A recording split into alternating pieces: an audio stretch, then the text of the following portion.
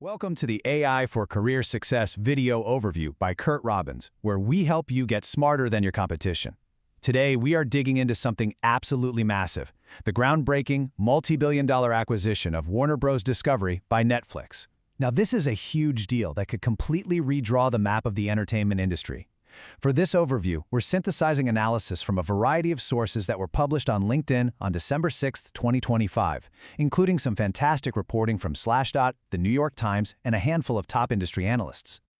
All right, so here's how we're going to break it all down. First, we'll talk about the $72 billion bombshell itself.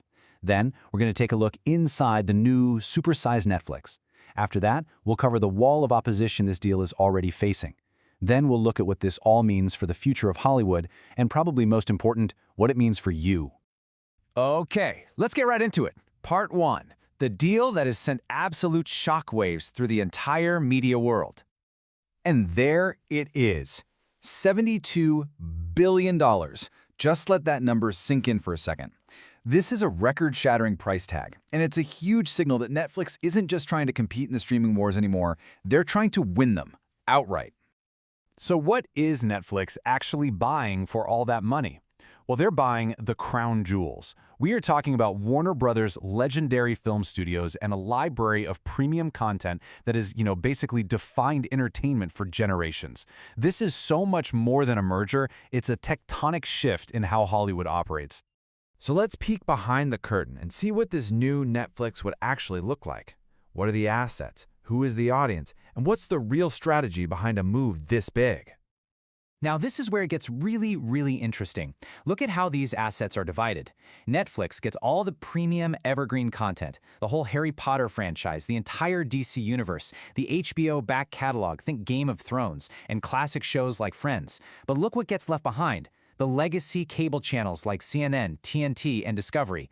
One analyst described it perfectly. It's like the corporate equivalent of eating all the icing and just leaving the cake. And what's the result of all that? Well, here it is. A combined global subscriber base that's projected to be over 450 million people. That kind of scale creates a level of market dominance that could, for all intents and purposes, end any real competition in the streaming space. This is such a fascinating pivot. For years, Netflix was the disruptor. They were the company that wanted to kill the movie theater. Now, by buying Warner Bros. Studios, they're embracing the very model they once fought against. It signals a huge strategic shift to become a more traditional and, frankly, an even more powerful Hollywood player. But, and this is a big but, this blockbuster deal is far from a sure thing. In fact, it's facing a massive storm of opposition from regulators, from competitors, and from the very creative guilds that make Hollywood tick. The regulatory hurdles here are just immense. A senior government official has already signaled heavy skepticism. A competitor, Paramount, has warned the deal will probably never close because of antitrust laws. The Department of Justice review alone could take up to 18 months. And if it fails, Netflix is on the hook for a whopping $5.8 billion breakup fee. The risk here is absolutely enormous. And the creative community, they are speaking out, and they are not holding back. The Writers Guild of America gets right to the point. They argue this is a textbook case of a monopoly in the making, and that it's going to eliminate jobs, push down wages, and just crush creative diversity. The Producers Guild agrees, but they add this really interesting cultural angle. They're arguing that these studios, they aren't just collections of assets to be bought and sold. They're basically repositories of our nation's culture and character, something you just can't put a price tag on. And finally, SAG-AFTRA, the actors union, brings it all back to the human cost. They're sounding the alarm about the livelihoods of the actors, the writers, the directors, and the crew members, whose careers really depend on having a competitive and diverse industry to work in. So, with all of that opposition, what happens if the deal does manage to go through? Let's look at the long-term impact this could have on the entire entertainment landscape. This quote from analyst Kunal Sinha just captures the fear perfectly. The era of intense competition between all these streaming giants, what we called the streaming wars, it could just be over. And the result? We could be going right back to the old cable model, where one dominant company bundles everything into a single expensive package.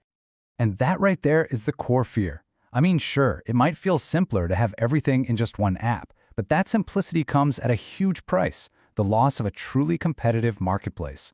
What looks like choice is really just one company controlling all the options. Okay, let's bring this all home.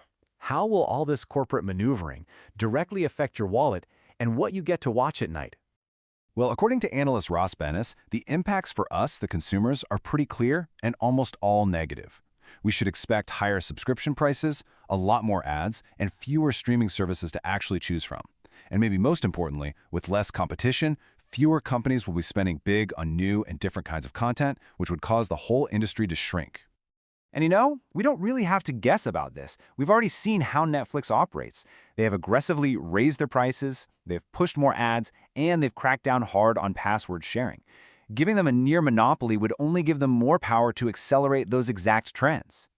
Which brings us to our final and maybe most important question, which was posed in the New York Times.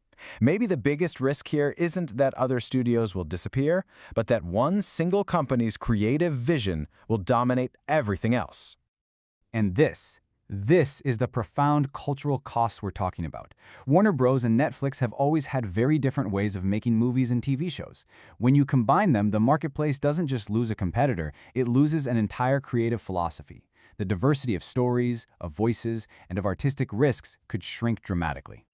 Thank you for joining this AI for Career Success video overview, where we teach you AI and help you get smarter than your competition. To keep getting insights like these, please subscribe to the AI for Career Success YouTube channel. And if you found this overview valuable, please like, comment, and share to help us reach a wider audience.